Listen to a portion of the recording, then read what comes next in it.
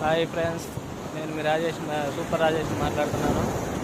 ఇదిగో మేము సింగరాయకొండ పాకల బీచ్కి వచ్చాం.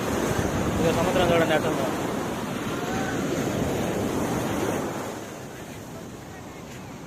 చూడండి ఎంత పొడుగుందో.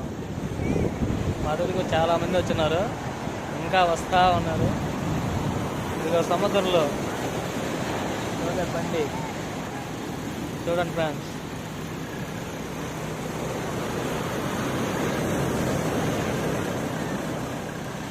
చూసారా, ఇది సింగరాయకొండ పాకల బీచ్. అవన్నీ పడవలు. మా ఫ్యామిలీతో వచ్చాం.